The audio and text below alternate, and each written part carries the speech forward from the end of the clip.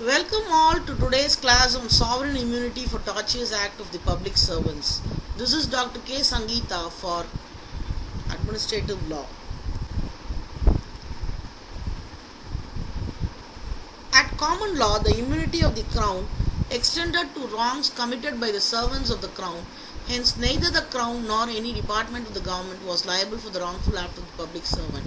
But the Crown Proceeding Act 1947 was passed and it has changed the position completely. Now the Crown can be held liable for the torts committed by its servant.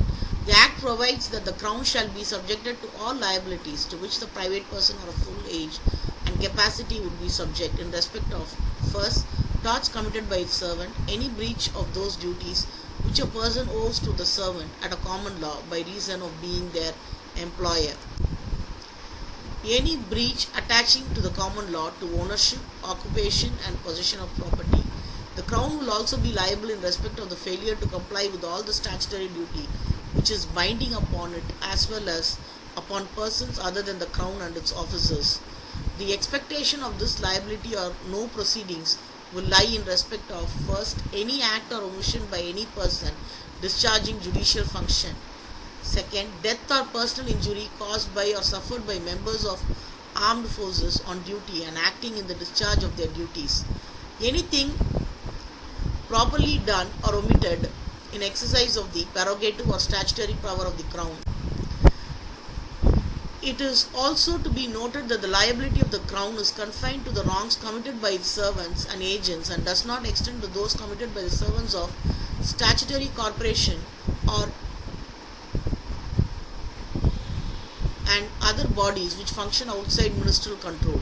In India, Article 300 of the Constitution of India provides that the subjected to any law that may be hereafter made by the Parliament or the state legislation, the Government of India or of a state may sue or be sued in relation to their respective affairs in the like cases where the dominion of India or a provincial government might sue or be sued had not this constitution been passed.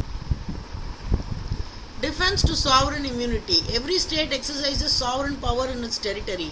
In performing its function, it enjoys sovereign immunity. This sovereign immunity is necessary for its existence and function. The sovereign immunity is available for the exercise of sovereign powers only, like maintenance of law and order, service of defense force, administration of justice, and considered to be a sovereign function. A sovereign immunity is not available to the torts committed by its servant in exercise of non-sovereign functions. The employees of the state must exercise a sovereign function legally.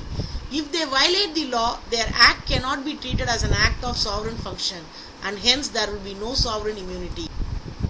The following sovereign functions are entitled for sovereign immunity as per the judgments of the courts, and no action lie against the government for injury done to an individual in the course of exercise of sovereign function of the government.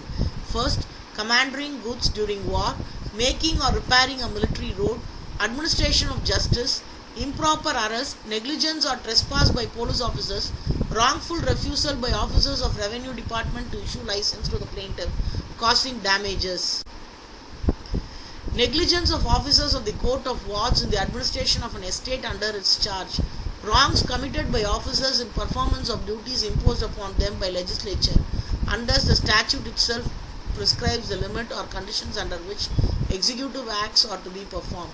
Loss of movable from government custody owing to negligence of payment of money in custody of the government to a person other than the rightful owner, owing to negligence of officer in exercise of statutory affairs, where government does not derive any benefit of such transaction.